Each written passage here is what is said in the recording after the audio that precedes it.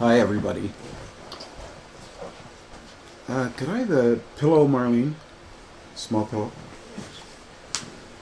Sorry. Sorry about that. Just getting organized. I think that's a little better. Good. Hope everybody is doing okay, including the people in the room.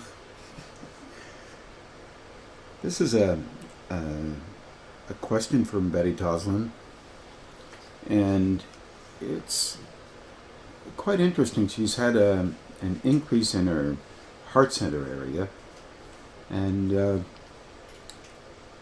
her sensitivity is a little stronger, and she's trying to find out just what's going on, because she has a lot of sadness when she's watching TV, and at the same time it comes on with certain people, and lately she's become a little bit quick-tempered, and she gets herself worked up almost over nothing. Let me adjust this just a bit. Very good. That's better. Very interesting thing with the heart center. Often the heart center is associated theoretically with a whole lot of softness, sweetness, gentleness. It can sometimes just not be so whatsoever. And the reason for that is it's very important to understand that, and it's very difficult to really put this kind of thing together based on ideas that we've kind of absorbed over the years when we're reading material and such. Reading material is really a lot different than having an occurrence that really relates to the center, and you begin to perceive the center functioning at that soul level or the energy level itself. When the heart center begins to come on, as it is with every other center, it affects the ones that are already on. Think about that for a second, which means it would affect the emotional center, the will center, the position and place center, root center, in the areas that that you've already engaged with and solidified in the hope that your engagement, and by the way, that energy goes into the personality because it is the personality. Oh gosh, because it is a form. That's what the personality is. It's an energetic form that is schooled in an attempt to enable us to survive the environment that we happen to be living in. It's a hard one to start to think about as an energy form. When you're listening to theory around this, the theory is really basically something like this. When the heart center comes on, you automatically morph into a spiritual being. Quite an interesting statement, actually. And there's a whole lot of respect around that particular place of engagement. The reality of engaging with the heart center is that it affects all other centers that are open. I said that before.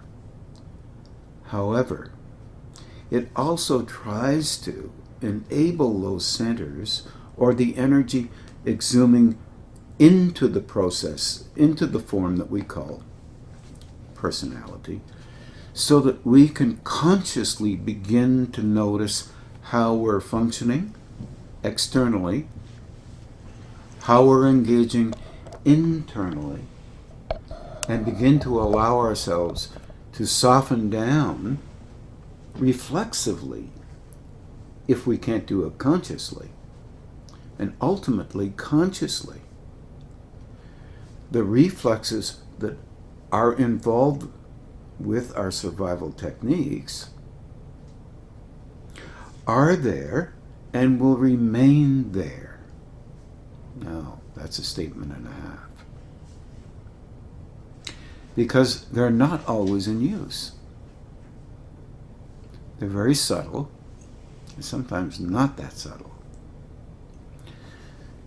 But all of that engagement with energy is increased in a kind of semi-subtle, unconscious, reflexive manner initially.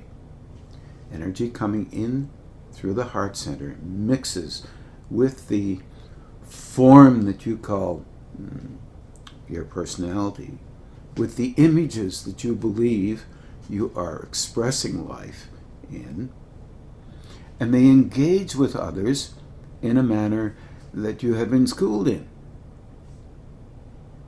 And of course, your engagement every day, you try to remake those almost virtually the same way, but all pretty well unconsciously.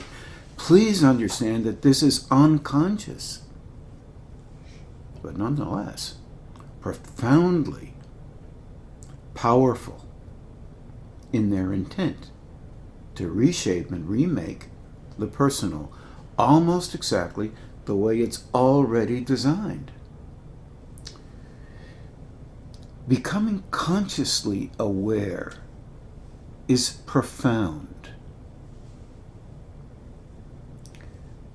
The profundity lies within the ability to understand that soul element, if we could call it that, if you don't mind that statement, or the element of a higher state, one could say, mixed with the lower states.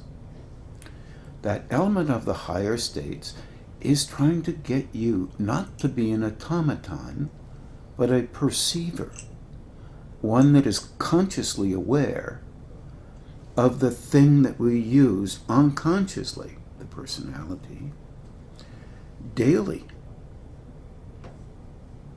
So the unconscious is becoming slightly more conscious to that which you believe you call an awareness that is conscious. If that isn't a little bit confusing, nothing is. In other words, try an example. Increase in energy comes in from the heart center, from any other center actually, mixes with the other centers, makes it them a little bit stronger than sitting in the background waiting for an occurrence to occur that might pull a reaction to the foreground so you can protect yourself. So the energy comes in and makes you slightly more sensitive. Unconsciously, you engage and react. Unconsciously.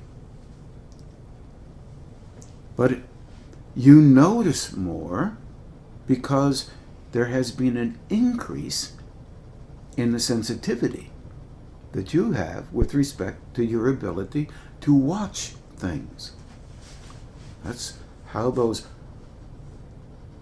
movement into more perception begins to occur. You begin to perceive more than you could perceive before. The unconscious could perceive reflexively almost everything that lies within its capacity to engage with. Energetically, of course. But we usually call that not so much energy. We usually say, well, I have the sense that I think that they're acting that way because of this and this and this. And in fact, it's an unconscious engagement with how you believe others act because your training believes others act this way, and you are protecting kind of against that so that you can protect yourself and engage the way you've been trained. It's quite interesting if you can follow that. The dilemma is this: increase in perception makes you more sensitive to what is around. Now here's the problem. You find out that the personality in itself becomes a lens for perceiving energy flowing through you from a higher state, but also from the lower states. And you can't minimize this, because once your perception gets a little stronger, it means you are watching more often the sensitivity that you have to others, as well as the sensitivity that you have to yourself and your methods of engaging with life. It's very difficult to imagine that you are a huge energetic lens. It's a huge dilemma.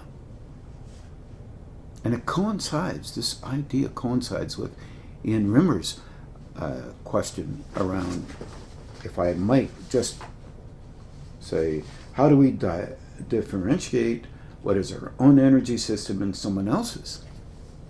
It gets confusing. And it's confusing because you do not understand your engagement with how you function.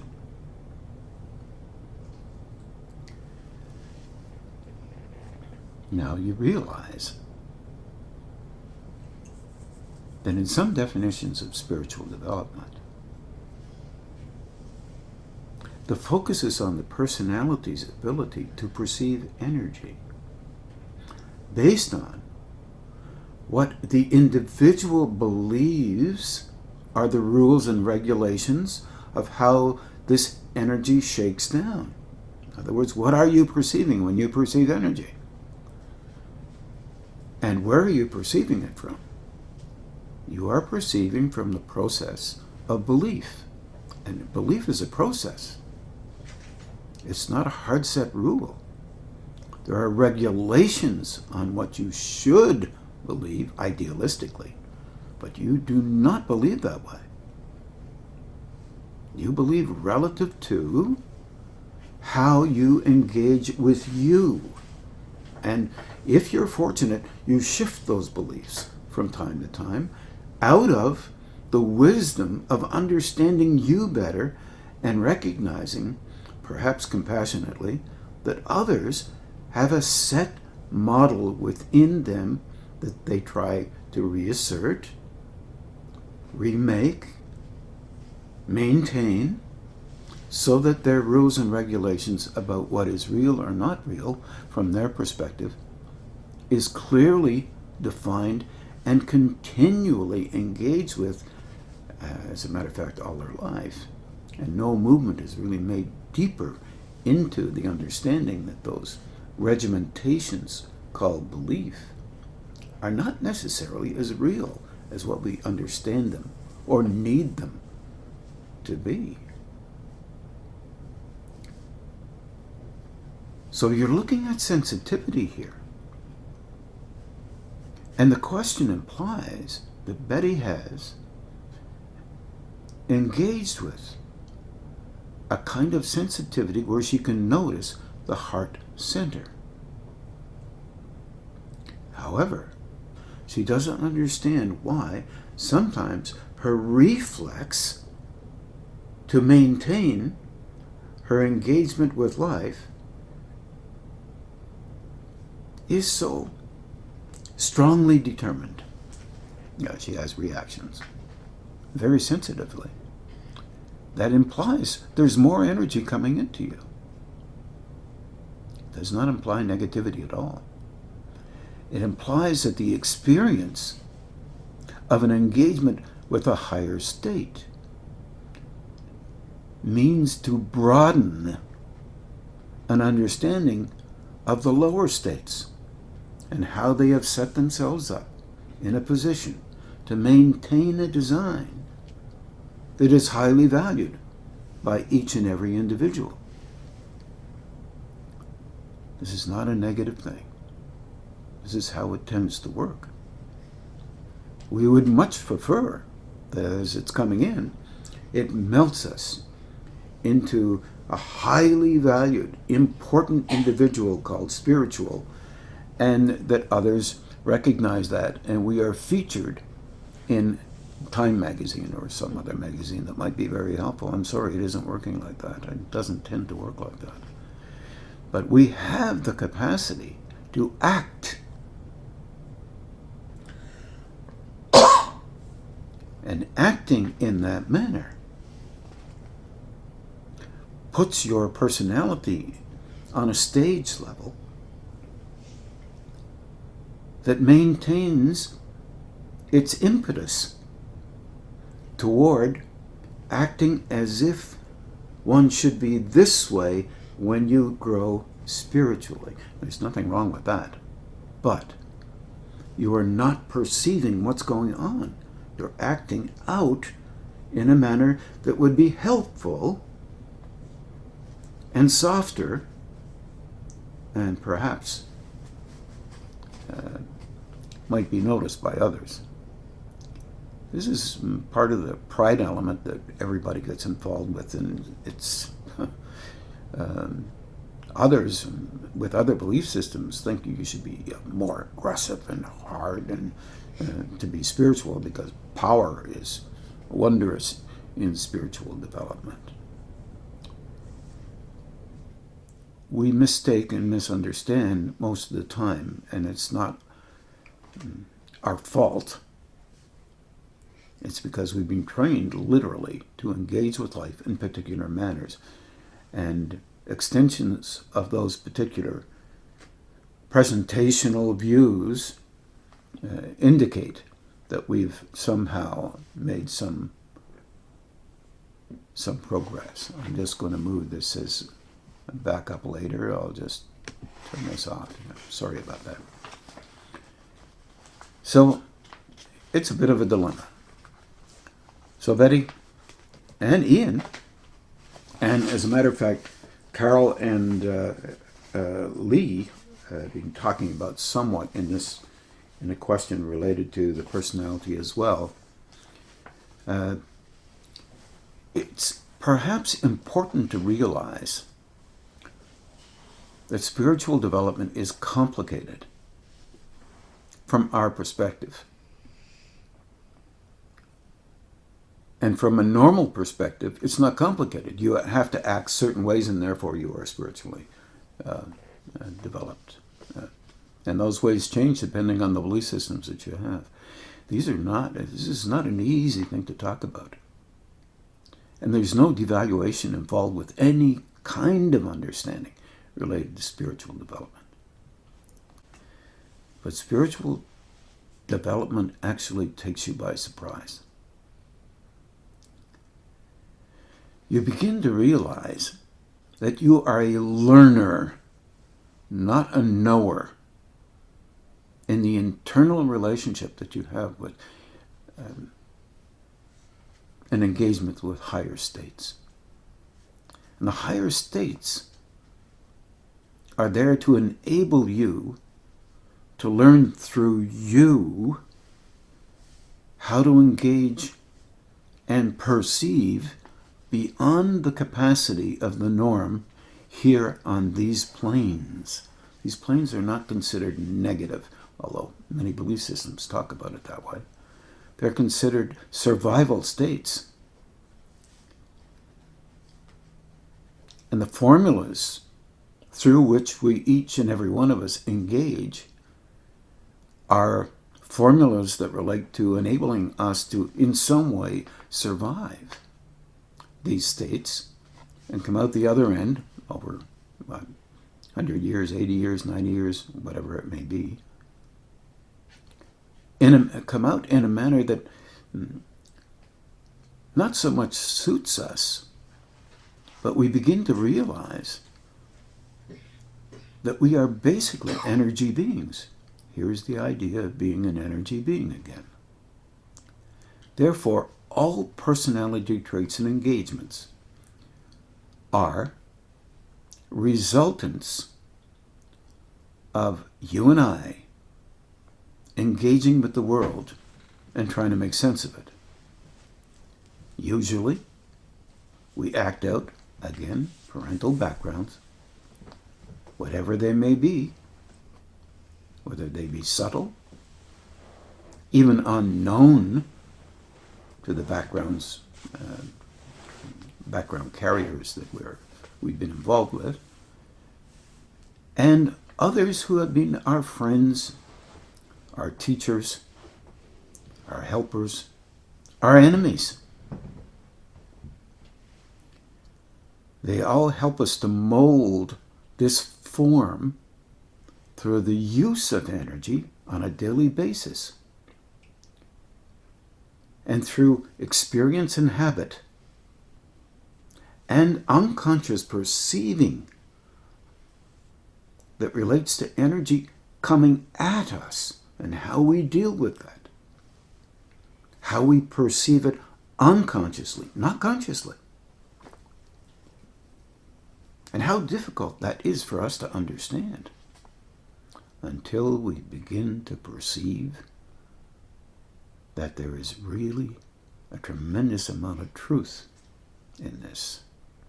And there is no pride in increased perception.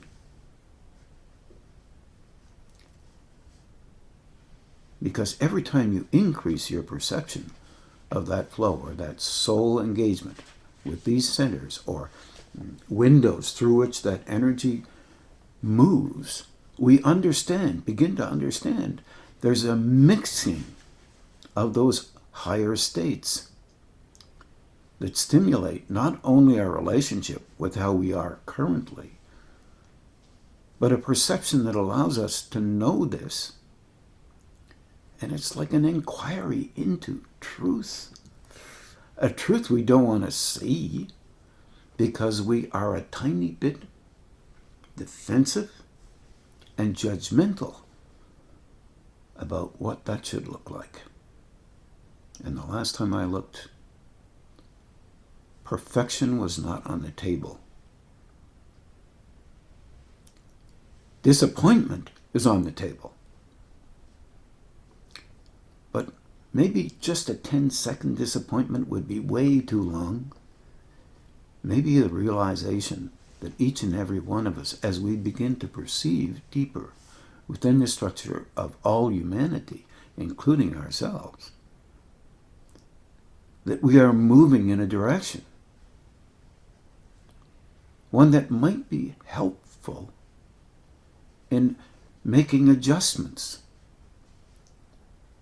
with higher states, perceiving lower states as they are, without the judgment that we need to have that validates our own view about how things should be, therefore making us superior in some way. Our higher states do not consider those states to be superior. It's a hard one for us to swallow. They do consider each and every being of consciousness is in a process of internal and external development, broadening at some stage into a perceptive level where compassion and understanding, love, you could say, and a lot of wisdom can be allowed to be recognized by us as a movement towards, as opposed to an engagement with full knowledge of, in all of the rudimentary stages that we go through when learning how to handle more energy flowing in from the higher states.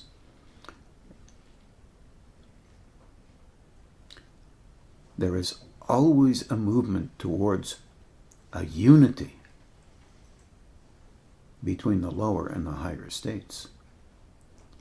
But there are different stages of that development, true, excuse me, through which we all move in a direction towards recognizing our relationship with a life form and a life force, we often call spiritual, and a form that can handle more and at least begin to learn how to soften down the perceived need that we have to jump in and validate emotionally, reflexively, the maintenance of this system to remain the same. System does not remain the same. The initial stage is that we protect our systems so that they remain the same, so that we will survive. Basic tenet. These forms are, one could say, are constantly reforming. And in anyone's case who begins to perceive that flow moving through that chest area, it subtly is making the lower system or the personality structure broaden through experience, through understanding, recognition in a very cognitive manner. This is very valuable because the whole system becomes a lens and you see through it. So you see others, unconsciously at first, by their engagement with you. But you see you through your engagement with them. This is profound. You may not like what you see, or you maybe even validate what you see. But it's just seeing. Early stages.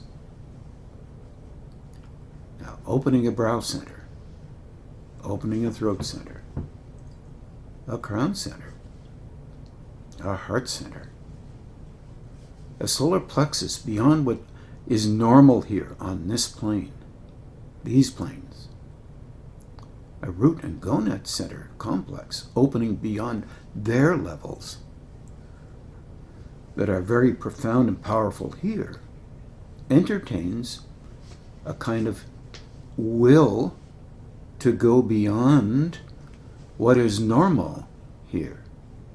This we're not really sure about yet. Our world is focused primarily on the personality and its image as is perceived by others and perceived by you. Every one of us use.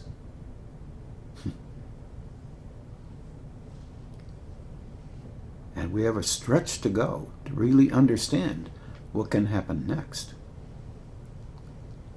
So Betty, Ian, Lee, and Carol, who wrote these wondrous questions and difficult to answer, difficult to hear the answer.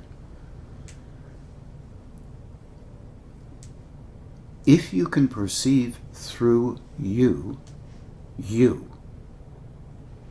then you will subtly notice the energy moving through you that is another. As a matter of fact, your emotions will mimic the other person. Your mental facility will mimic the other person. Your form physical will mimic another person. In fact, within your personality, the other person will be standing. That is only a stage of development. But that's raw enough in our world to suggest that we're not sure we can handle that kind of tremendous engagement with higher states.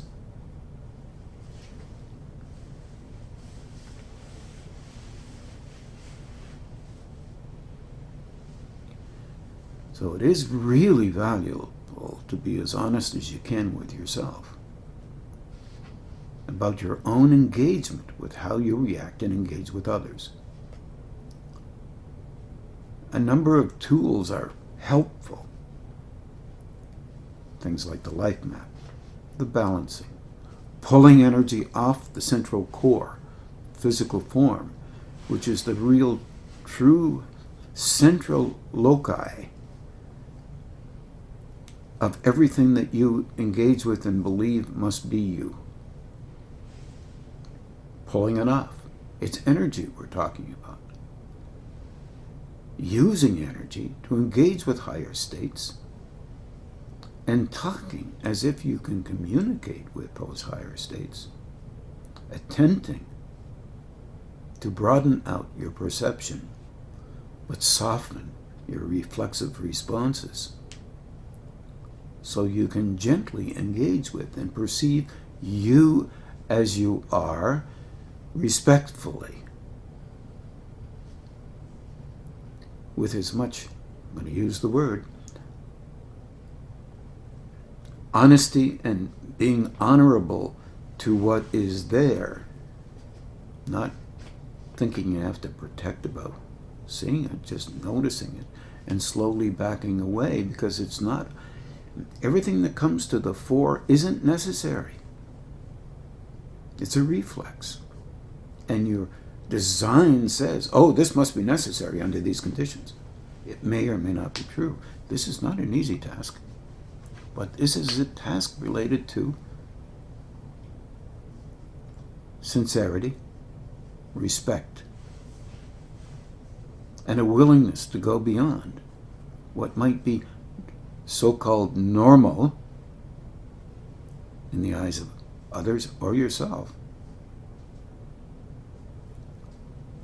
that you've been involved with through your particular experience. This is not a simple thing. You're neither good nor bad for success with it, and there's no pride in failure, and there's no pride in success. But it is a learning position. And learning means it will be there to learn every second of your life. Learn in relationship, you becoming more aware and understanding, looking for meaning and understanding like these questions are. And with great respect to yourselves, recognizing the images that are there that you use for the purpose of making yourself feel more secure. It's okay. It is allowed.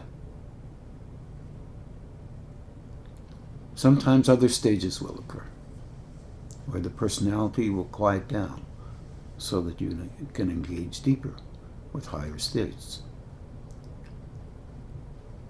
so that you can ask questions of yourself and those higher states, and they will play out through the images, through the expressions, through the mental and emotional quirks that you have in relationship to your engagement with life.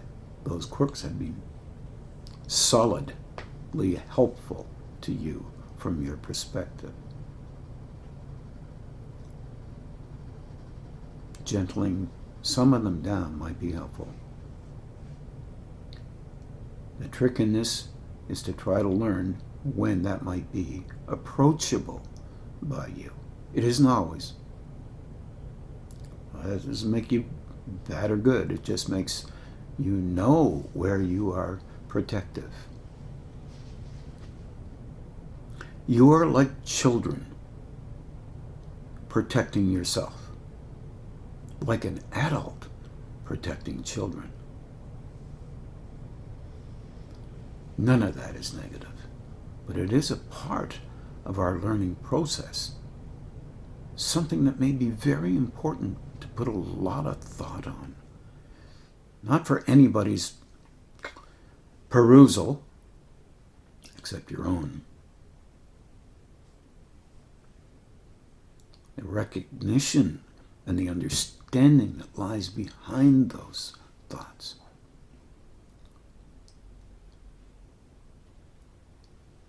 maintains a lying behind. Sometimes you're just reflexively engaging with people and you come out with things and you say, oh gosh, I wish I hadn't have done that, said that. It's fine. Know you did it. Soften it down. Engage with those higher states. Use energy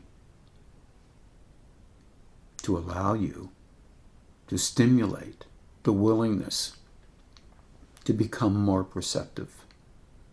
Meaning, the more you attempt to become more perceptive, energy will broaden out that attempt. Also, if you become perceptive in some manner that relates to an extension of the personality that you have, energy will come in to extend that as well so that you can see it. But if you believe you're superior, it can't happen. Being superior will be extended. Happens to everybody in various places within their lives. Know it happens to you and let yourself be okay with engaging with you so that subtleties can begin to be noted by you because you are looking consciously into the you that you really are, and you are a profound being. Of course, with a multiplicity of lives, each and every one spent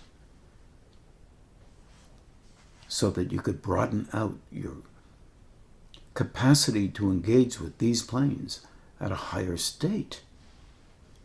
Life's purpose, beyond all the incidental things. So you can actually engage with higher states in these planes. Cannot be repeated often enough. And there's no end point. Higher states are higher states, and they are broad, just like these states are. And you can get hooked into any one of them. Continue to grow the best you possibly can. It's really important. Here's the reason why. If you allow yourself to get beyond how you've been trained, then the training that you've had has been really important and valuable. How's that for a strange thing? Because the training you've had has equipped you to get to be able to move beyond it, has given you courage, has given you at least a little discipline, has allowed you to learn how to think,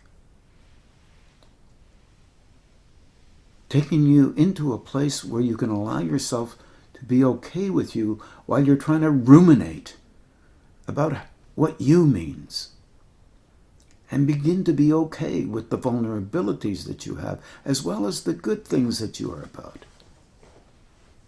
The kindnesses that you can come up with for others. Even if it's not supposed to be the right thing to do from other people's point of view. The dilemmas that you get in with. The ones you can handle and the ones you can't. Look what that background has done. It's allowed you to see those things. This is phenomenal. To see yourself in this form as a human being, moving in a direction unknown, but well defined by many, just that the definitions don't agree with each other.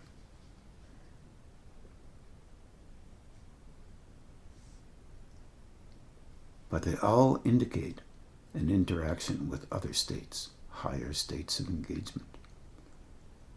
Ultimately, being able to notice that those internal flows, those altered states or higher states, are kinder, more respect. But we put the gloves on and engage with them as if they were exactly like us, those higher states. And they engage with us, helping us to learn through us, not making us into a bunch of automatons, because there's the power there to do it. We might do that. That's a scary business. If you become tremendously able, how manipulative do you become? Or do you back away and realize that each and every individual must grow through them? So maybe you can hint a bit, help a bit, because the glow of you with more engagement with higher states, for example, the heart center that Betty was talking about, and the conscious awareness that Lee and Carol were implying was becoming stronger, and Ian's engagement with trying to make sense of what energy is his or hers or theirs. These are questions that are valuable and really important in the thoughts of each and every individual who is involved with spiritual development, as we call it, as you might call it. The hopes, the needs, the wishes, the desires, no matter what their background is, what their beliefs are still that of human beings wishing and hoping to become and move beyond the state that they happen to be in at that time. A state of universal flow of some kind that is within the conscious range or conscious reach of each and every one of us, yet not practiced, because there is a tremendous fear that we will lose us. And we have no idea what us is. So we continue to ask these wonderful questions about our engagement with continual internal development, and attempt to gain access to a space within the mind, within the being that we are, so that we can watch and see how we function and broaden out that space in a more gentle way, so that we can perceive those flows or energies moving in and through us, not only within ourselves, but within others. Because as you can perceive more within you, you can perceive that which is within others.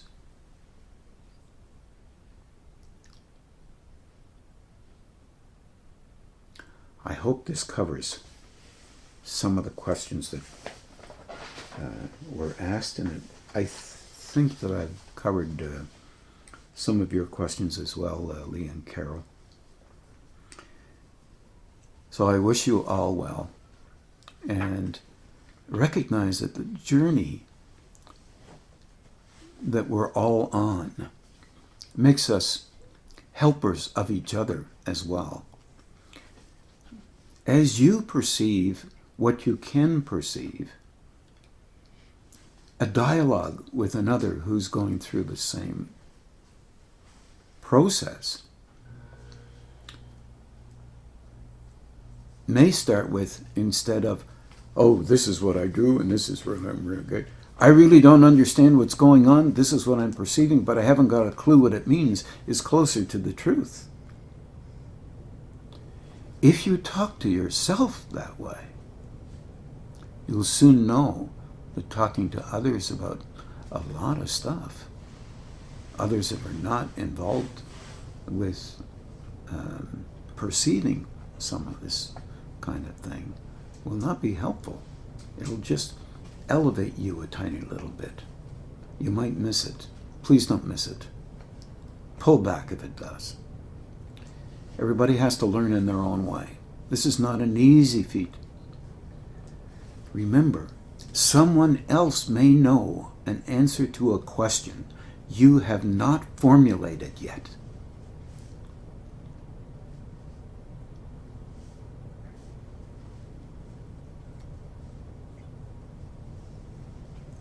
You may have an answer to a question that you think makes perfect sense. That may help another. But realize you have to move on past that answer. Those higher states are huge. Our states are also huge. But you don't want to rummage around being really important here, when some of the stuff that you learn can be helpful to others. Help them to be more able than you, or as able, and we can all grow together. This is really valuable. More valuable than winning a race. Our race is called the human race. It's not up for sale, but it needs a lot of help. Every time you grow, it's a help to the human race. Grow well. Help a lot. Take care. Wish you well.